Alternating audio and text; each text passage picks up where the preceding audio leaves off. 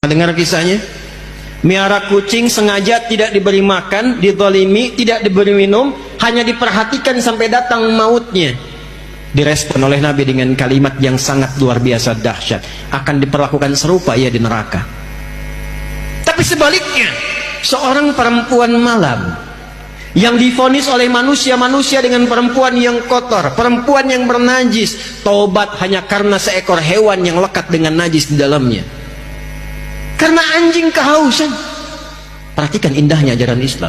Anjing kehausan di ujung sekaratnya, dalam keadaan mencari minum, ditemukan oleh seorang perempuan malam, datang lewat. Ada kisah mengatakan dia mengambil bagian dari selop sepatunya, ada yang mengatakan dia mengambil benda di sampingnya, lalu mengambil air ke sumur, diminumkan ke anjing itu sampai dia segar kembali. Begitu itu dilakukan dengan ketulusannya karena Allah, lewat anjing hidup lagi, diterima taubatnya oleh Allah. Dia belajar dari anjing itu.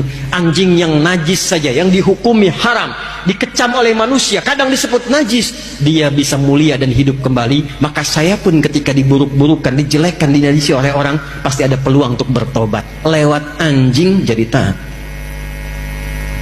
Bukankah ada satu hewan yang disanjung dalam Al-Quran, anjing di surah Al-Kahf itu? Dan disebut sebagai anjing yang dihidupkan dan bisa menikmati surga.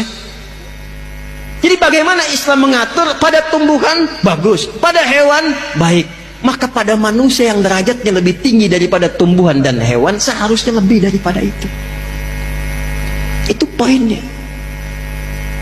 Dan yang paling utama, sifat rahmat itu dicontohkan dulu sesama muslimnya, baru keluar. Ya, Muhammadur Rasulullah. Quran surah ke-48 ayat 29. Muhammadur Rasulullah walladzina ma'ahu asyidda'u 'alal kuffar ruhama'u bainahum. Ruhama, pemilik rahmat. Kata Allah, sifat umatnya Nabi Muhammad itu sesama umat Nabi Muhammad, sesama muslim, dia tebarkan rahmat. Bukan menebarkan perselisihan, bukan menebarkan cemoohan.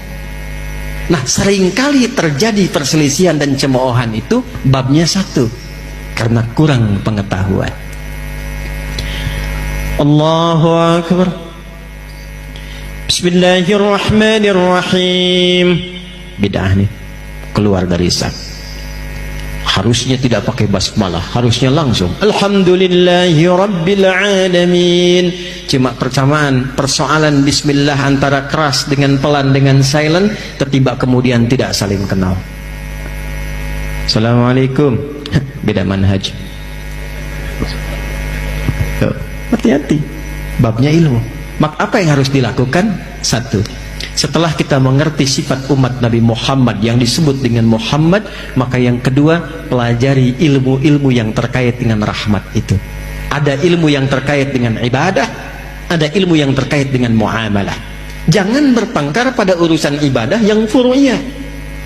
Yang pokok kita luruskan, sepanjang sama-sama pokok. Muslim, nabinya Nabi Muhammad, kiblatnya masih ke Mekah, Tuhannya Allah, rukun Islamnya 5, rukun imannya 6. La ilaha illallah Muhammad Rasulullah, nggak ada penyimpangan, saudara. Kalau kelihatan beda, dia bismillahnya kencang, yang ini bismillahnya sir, yang ini nggak ada, cek. Kok bisa Nabi dikeraskan? Kok bisa Nabi disilentkan? Kok bisa Nabi nggak baca?